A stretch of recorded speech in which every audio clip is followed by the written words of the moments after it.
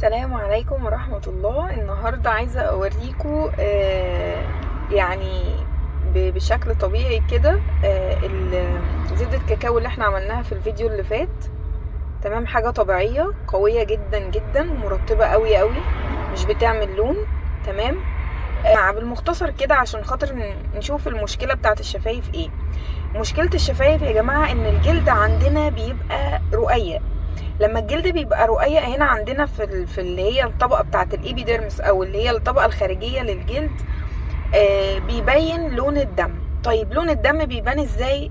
انا بقى متغذي كويس، عندي انيميا، نسبه الحديد عندي قليله، بشرب سجاير، بشرب اي حاجه فيها نسبه كافيين عاليه زي مثلا القهوه والشاي والحاجات دي وكده.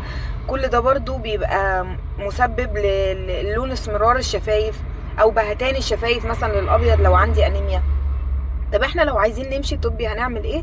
هنعمل تحليل صورة CBC او صورة دم كاملة عشان نعرف نسبة الهيموجلوبين عندنا قد ايه والحديد والكلام ده وكده. طب احنا يعني لا ملناش طولة بال والحاجات دي وكده. طب احنا هنعمل ايه يا جماعة؟ حاجة مفيدة ومهمة جدا نقدر نجيبها من الصيدلية، تابلتس اسمه جينكا بايلوبا او جينكو. تمام، احنا بنجيبها دي. وظيفتها ايه؟ لا ما تقلقوش خالص، ده مقوي للذاكره جدا، بيساعد على تدفق الدم وده اللي احنا عايزينه. طب لما هيساعد على تدفق الدم هيعمل ايه؟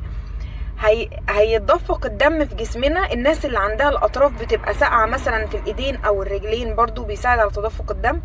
للدماغ برضو عشان يقوي الذاكره وينشط الدنيا، بقت خربانه مع الناس خالص.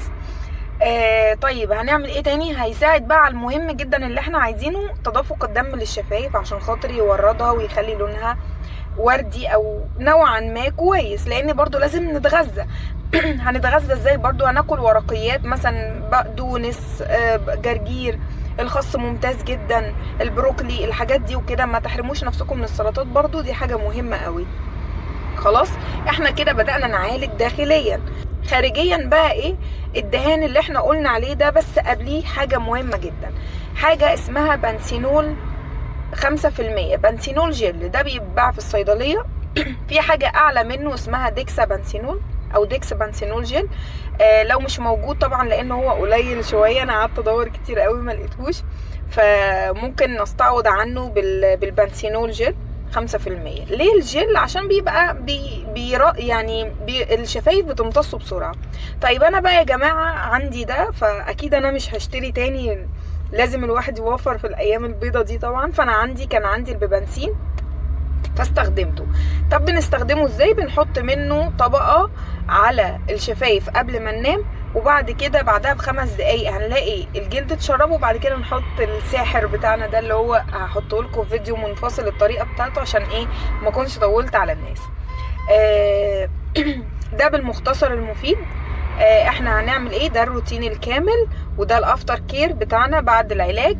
واتمنى يا رب ما كنتش طولت عليكم واشوفكم في حاجة جديدة ان شاء الله. والسلام عليكم ورحمة الله وبركاته.